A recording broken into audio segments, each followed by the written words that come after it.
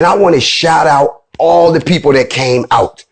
All of those black folks that came out knowing that they got to stay there after we gone, who felt like they was cut off and alone. They told us, we just down here by ourselves. Nobody cares, until they saw us show up and we cared. But we didn't come for them, because see, those are folks. We came to show them, this is how you handle this going forward. You don't need to have nobody come from out of town to come into your city, to come into your state, to handle your business. Because the same rules and laws that they live by, that they don't brainwash you into thinking you can't use, you saw what we did. Not only did we come down, not only did we strap up, not only did we go to the houses, not just to the house of the people that shot the video, we went to all houses. We showed up in force because they're not used, or they thought that they had exterminated this type of black person. Surprise. No, you didn't. You see, there's a whole demographic of us, and we're going to do more than throw rocks at police cars. We're going to do more than turn stuff over. You see, most of us are ex-military. You trained us, and you trained us well. And we woke up. And I love my people. I love everybody on this live. I would die for you, and I've proven that to you. I need y'all to start proving that you will die for your own people. You may not be as equipped as we are. You may not have everything that we have. But what you do have is your ancestral spirit that's been talking to you in the back of your head saying, what are you waiting on? So we just thought we would give you some incentive. Now I'm going to tell you this. When we went into that neighborhood, it was rather interesting because it raised more questions than it did give me answers. And anybody who knows me knows I'm a very analytical brother. I don't just take things as you tell me. And I tell everybody on my live, go and investigate whatever I tell you to keep me honest. But the first thing I didn't understand was, what was he doing there? Because when we went to the neighborhood, and the neighborhood sits in the middle of nowhere. There's nothing anywhere. There's swamp and flatland. We're on the border of Florida and Georgia, Gator country. You know, them good old boys. Okay. But there's nothing else around there. That's the first thing that I didn't understand. And then it's one of those areas where it's one way in and one way out. Even when you get in there, they got a few little side streets, but there's no way out. Which means even if he ran in, what was he going to do? Run around in a maze and then run out? Okay, I didn't get that part either. But this is the part that I'm going to share with y'all. And a big shout out to Shar Bates from BET's Cop Watch, who was actually with us, and my man City, because they were there to do their documentation because they wanted to see what we was going to do. But at the end of the day, what I didn't understand was this. We went to the house that he supposedly broke into. Let me help y'all out, because you're at home watching the media spin. See, I'm a in your face type person. I got to see it for myself. I got to touch it. I got to smell it. I got to understand so I can sleep at night, because I could not believe in my good conscience that 2 or 3 white men in 2020 shot this boy down like a dog for any reason. I had to see it for myself. The house that he went to. Yes, the house was under construction. I got you. But then I tried to figure out, based on the news story, y'all got me thinking that the dude, Mr. McMichaels, whatever the fuck you want to call him, he lived next door, so he saw something, you know. But no. His house wasn't there. His house was all the way down the street on the other side. There was no way he could have seen anything going on at that house. So I said, okay. So we went down to his house. Oh, yes, we did. And when we went down to his house, I was amazed. The truck is still in the driveway where he parked it. The same truck he killed dude in. It's parked right there. It's not marked with crime tape. It's parked like he gonna be home. Now I'm gonna tell y'all something. I don't know who was in that house, But I know goddamn well when they looked out their window and saw 12 bros dressed in black with machine guns coming, looking in the windows, ringing the doorbell, peeking in the windows, going around the back, telling the dog to be quiet. We here. We done pulled up.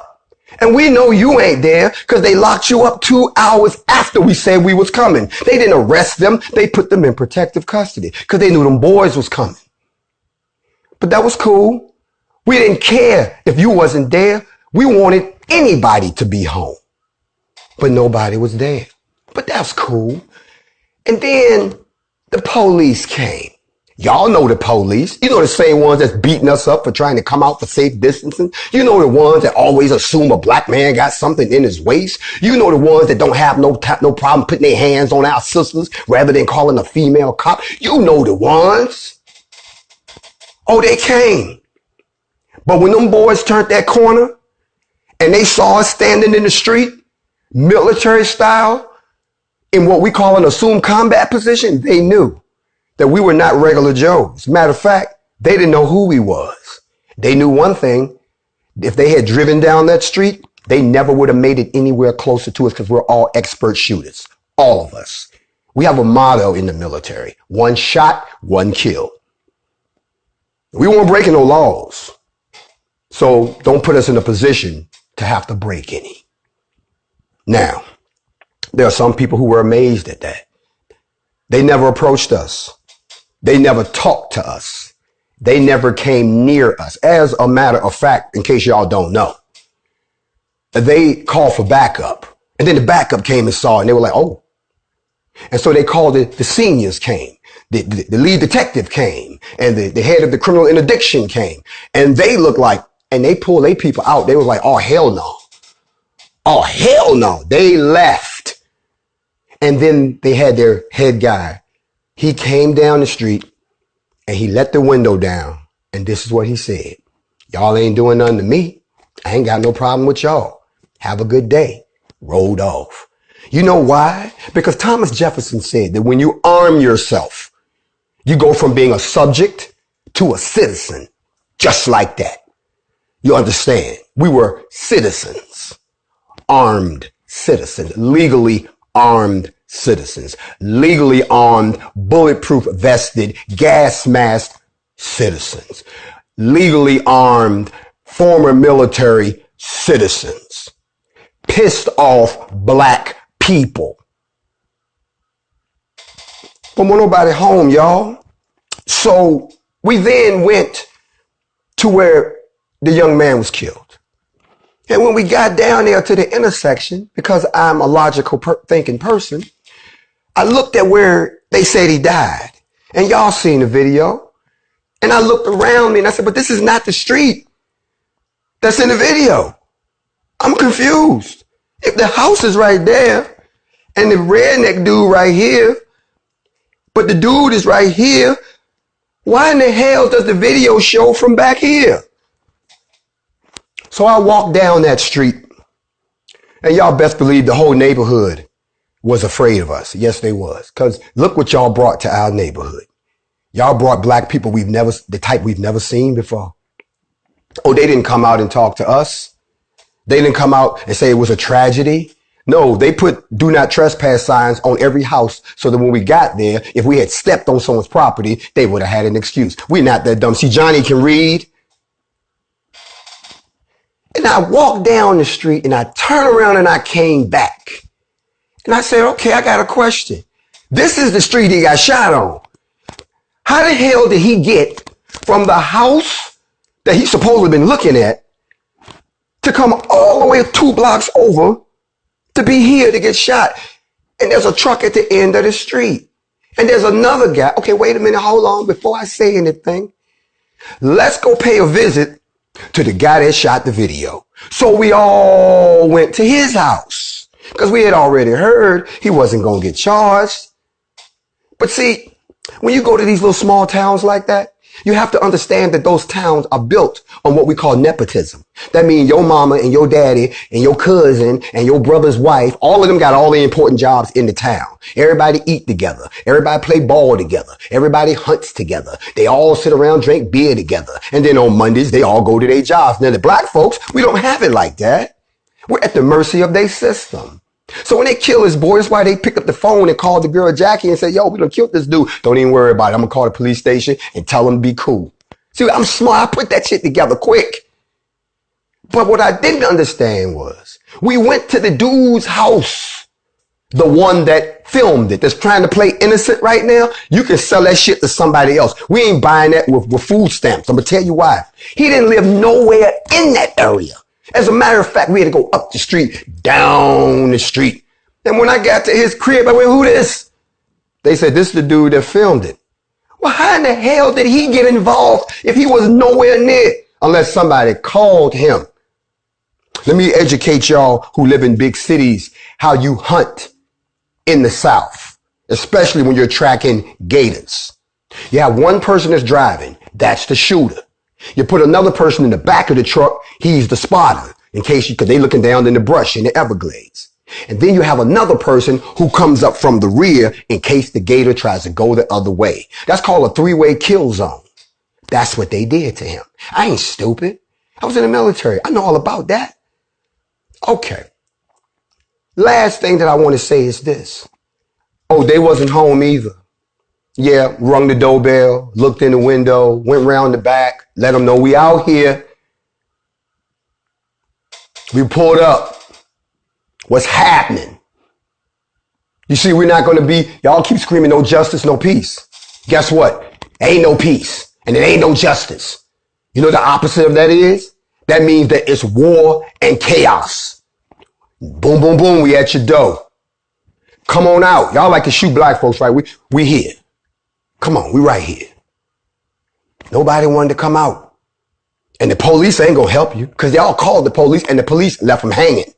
Like, y'all did this shit. Y'all gonna wear this on your own because y'all done pissed off black people across America and all blacks ain't the same. You see, they like to lump us into one group when they talk about us. But see, y'all didn't snatch us from one country. See, black folks was everywhere. That's why we did not fucking around crew. Because the people that you was talking to, you can fuck with them. Y'all pardon my language, but I got to be real on here if I can do so. You messed with the wrong group. So we here, but y'all can understand nobody was home. Nobody answered the door. But this is what blew my mind. I never in my life have ever seen a flag that said Trump breathing in the wind on his house. I never seen a house that had billboard signs, not signs, y'all, billboard signs. Trump, Pence 2020, enough of the bullshit. I'm going, well, I'll be damned. We deep in Trump country. These ain't just Trumpers. These are old, retired white folks who built themselves a nice little subdivision far away from everybody. I was never supposed to see that because I was never supposed to be back there. He was never supposed to be back there. Y'all talk to me now. So I realized where we at. Oh, once we figured that out, it was really time for us to let them know, okay, we see what we're working with here. Yeah, but we are here. We know where you live. We're not afraid to come to your door. You want to do something to my people? There's going to be consequences going forward. I don't care about what happened last week. I don't care about those folks that claim that Black Lives Matter and didn't do shit. I don't care about the people who always sitting online talking about all of this metaphysical bullshit that don't move our situation no further, but won't pick up a pistol or pick up a rifle and go fight for it. I keep telling y'all, whenever you're ready, and y'all ain't ready. But after this, y'all look like y'all ready now because we have shown you you can do this in every city, in every town, everywhere. You don't have to wait for us to show up because if we have to show up, it's way out of control and we're not coming to talk. It's up to you all to form your own chapters, to take existing organizations and branch them out. It's up to you to talk to your neighbor. It's up to you to shake off the brainwash of being by default harmful and evil to other people who look like you. You see, I find it amazing. There's people sitting on this live right now that got their faces scrunched up. They're sitting there being cynical. They're sitting there being angry at me because I look like you. You see, you've been socialized. You've been brainwashed. I got to scrub that out of you because you'll fight me, but you won't raise a hand against the people that declared you to be their enemy before you was even brought here. I'm going to let that hang out in the room for a minute. Y'all hold on. I got to take some of this 9.5 alkaline water. Now, let me take a step back. Got a little amped. We came down there for two reasons. One, because we're not going to tolerate that anymore. Okay? However, y'all got to do some of the heavy lifting. We are not about to do all the work and then y'all come to the party and dance and go home. We either going to set up the party together, we're going to dance together, and we all going to clean up together, or you can't come to the party. You see, they taught you a lesson in Haiti. Before they went up against the British crown, they killed every black person that was loyal to the crown. That way, when they went up against the crown, they said, well, wait a minute. Don't nobody down there agree with us? You ain't got no friends here. We killed all them already. And it's sad because I hate to say it. But in order for us to truly be free, in order for us to truly be liberated, in order for us to have our own land, our own money, our own police force, our own government, in order for us to determine our own destiny, we might have to kill some of y'all.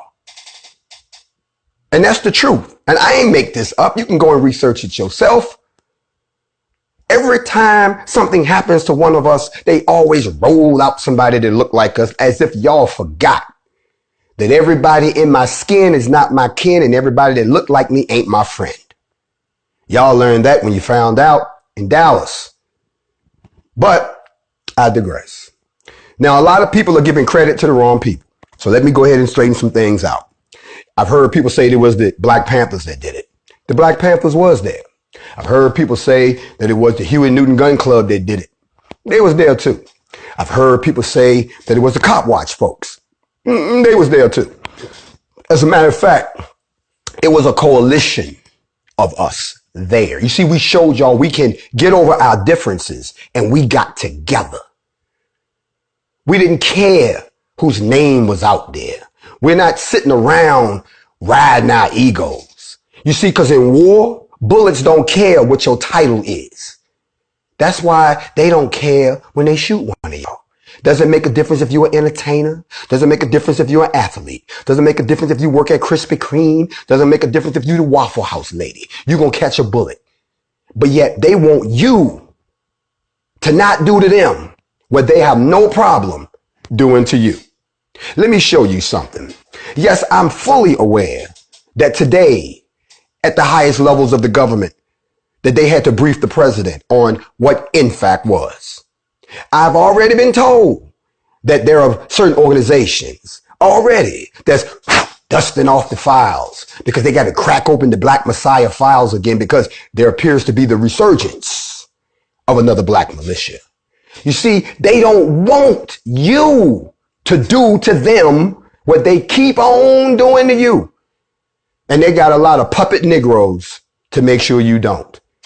I'm going to say it on my live. I think it's admirable that Jay-Z wrote a letter. That was cute.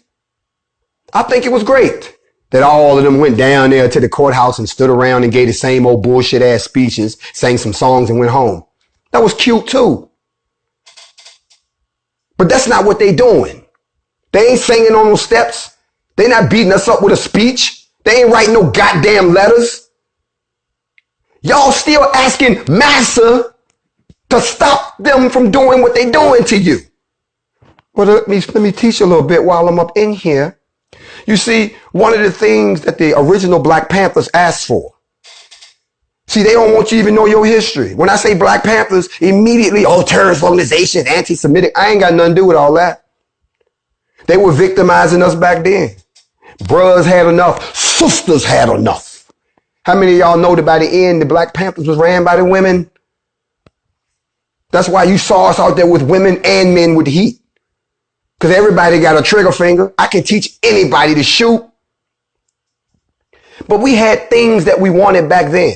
And it's amazing that in 1966, they asked for these things. And here we are in 2020. And I'm going to go there in the list real quick because, see, I got all that up here. First thing they said they wanted, we want freedom. We want the power to determine the destiny of the Black community. We want to determine our own destiny. And for everybody out there who says you're a racist, let me help you out. Let me define racism for you. Racism is the ability to control the final outcome of an entire race of people, whether they live or die, whether they eat or sleep, whether they eat or starve, the whole 9 yards. When has Black people ever had that power over white people? We never have. So we can't be racist, but we can be pissed about what you keep doing to us. You see, when you're in an abusive relationship, you can't file charges against a woman that you keep beating the hell out of. Well, she hit me in the face, but you've been beating her for 20 years. Number 2, we want full employment of our people. And in this season we're in right now, this was the wrong time for y'all to pull that bullshit. Y'all got people who lost their jobs. Y'all got people cooped up in the house because they got some virus running loose. Y'all got people who can't even talk. You got people who can't even see who they date now because of social distancing. You got people who acting like they on house arrest. And you gonna pull some shit like that? Okay. You see, we had nothing better to do but to sit around and think. We had nothing better to do but to read stuff like Destruction of a Black Civilization. We had nothing better to do but to read Why I'm No Longer Talking to White People About Race. We had nothing better to do but to put our head in, you know, this book right here, To Hold a Pale Horse. We had nothing better to do but to put our head in the first book of Enoch with Yahweh's name restored. And the more we read and the more we studied, the more we woke up. And we were like, you know what? These motherfuckers have lost their goddamn mind. They think they're going to do us like this and then still kill us? Oh, hell to the no. See, pardon my language, fuck a virus. Fuck a routine. We have a bigger problem. And our problem is you, white people. And if you don't like what I'm saying, go fix your people. Don't keep coming to me talking about, well, I'm all right with you. I ain't got no problem with you. Then go get your people straight. You see, we know how to get our people straight. We know we got problems. I taught y'all this the other day. In the book Brainwashed, they taught you that the reason Black people kill Black people, they broke it down into 4 reasons. And then they showed you how all of it is rooted in slavery, by our own self-hatred, by our own ability. We could never attack our oppressor, so we attack the person closest to us. I broke all that down. We know we got problems. We know we suffer from post-traumatic slave disorder, and we've never gotten therapy. You ever been in a situation where somebody did something to you and you need room to heal, but you can't because they always in your damn face? White people, y'all still in our face. So we'll never heal as a people. And then you let everybody else come over here and give them things you won't even give us.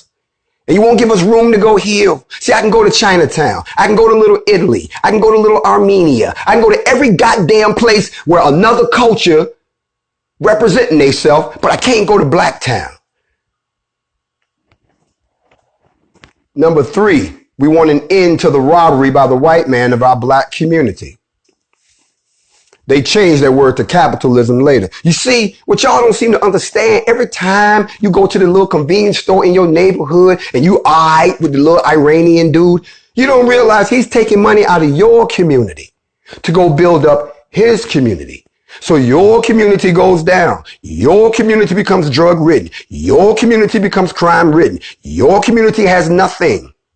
If y'all don't remember, for those of y'all who do remember, when I was in Baltimore for the Freddie Gray situation, and I led that 7-mile march from the CVS that got burnt down all the way downtown, all those people behind me, 7,000 people. What I noticed was it was number miles and miles of burnt out slums in the Black neighborhood, not a store, not a hospital, not a library, nothing. Yet downtown, y'all got a brand new, ballpark with restaurants and all of that type stuff. At the end of the day, my point is real simple. We are not being allowed to take our money to build up our communities. Then they over-police us. And I've taught this before. If you don't know the origin of the police, then you need to stop skipping school. You see this, the police came from the slave patrol. Yeah, the slave patrol used to enforce the black codes. The black codes were something that they put on us to stop us from progressing. To make you honest. A slave patroller could be anywhere from 16 years old to 60 years old.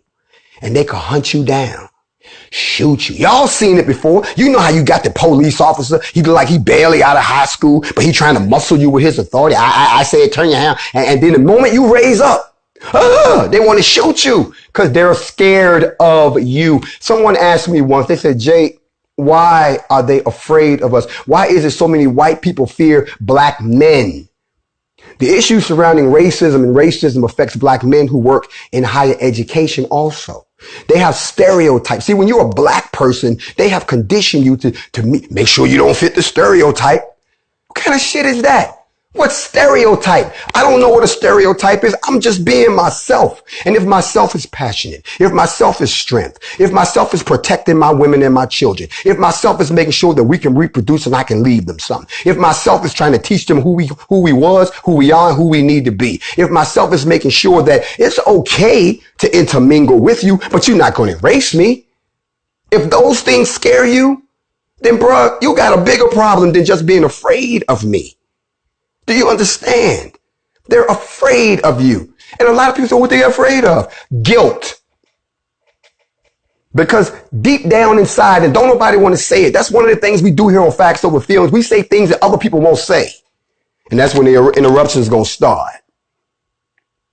And that is, they believe that if black folks, especially African descendants of slavery, ever got their own little land, ever got their own finances together, ever started doing what we was already doing after slavery, building, producing, inventing, and creating, that eventually we would get to a position where we would turn around and pay their ass back for all the shit that they've done to us for the last 400 years. And then turn around and pay the Arabs back who enslaved us for 14 centuries. And then turn around and push all non-melanated people back into the Caucasus Mountains and then turn this planet back into what it was. Black people wasn't just in Africa. Black people was already here in the Americas. Black people was already in South America. I know some Latino people say, no, that's not right. See, I don't got time for all of that. Do your research. Go on and start digging around in some of the Greek Aramaic texts. Go ahead and start looking at some of the things that they keep locked up in the Vatican so you'll never know the truth. There's a reason they call it his story. They have rewritten history and they're still trying to do it. That's why they digging up all our people, desecrating all of our tombs and putting us on display. Do you see us running around doing that? No. Yet they don't want you to know your history. They gonna tell you what your history is. I got news for y'all. A soul cannot be destroyed. It always comes back. And when it comes back through another person. And sooner or later, it shows up and knocks on your door like we did down in Brunswick. You see, there are some of us who are so connected to our ancestral spirit. We hear that voice now. I know it's people on this live that know me and say, I don't know this guy talking. There's people on this live that say, I grew up with that dude. I don't know who this guy is talking. Evolution is a bitch. Now, let me get back. I digress. I got a little amp there. Y'all stay with me. And I want y'all to know that you can only stay on here for about an hour. And at the top of the hour, we're going to come off and I'm going to come back. And then I'm going to tell you how you can join NFAC. And a lot of y'all, we're not that dumb. We're not that stupid. We're not going to give out public information on a militia so you can infiltrate it like you did COINTELPRO. Because some of y'all are spies. Some of y'all hate your own kind so much you will join an organization just to bring it down. And I will tell you that would be a mistake in this organization because we'll kill you. Once you join, there's no way out. So you can click off right now if you're not serious about what we're doing. We're not going to let you leave because you will never be able to tell them what you found out. So at the end, we're going to jump into another session and I'll tell you how you can join.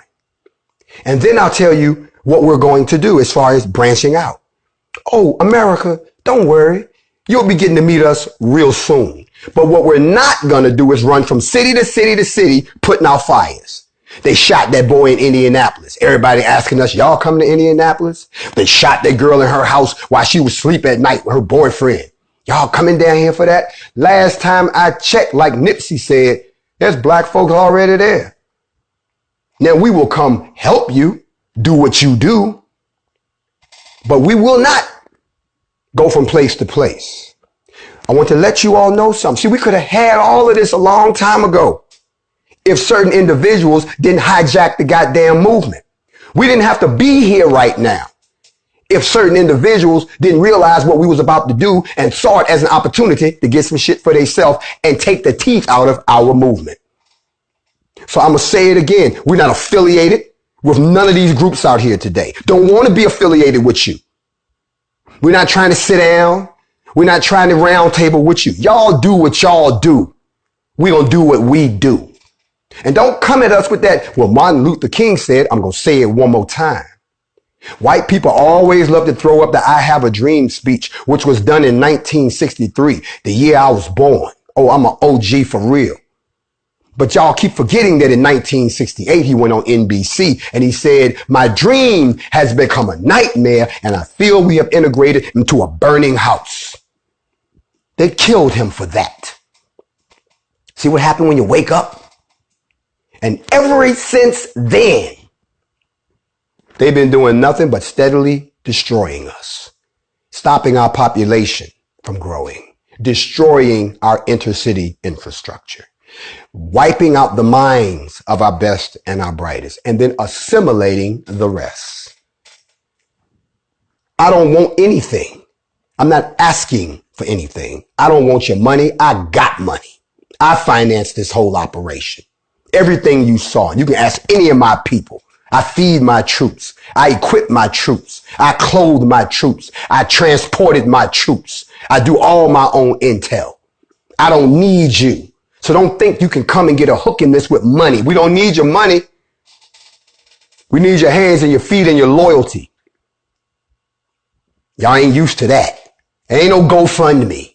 Ain't no Cash App. I'm not trying to eat off the movement like a lot of other people are. I am the truth. And that's why I said what I said. Let me run through their neighborhood and try to shoot me. I kill every motherfucker out here. Because that's what you've done to us. We want decent housing, fit for shelter of human beings. We want education for our people that exposes the true nature of the decadent American society. These are the points that the pamphlets put up back in '66.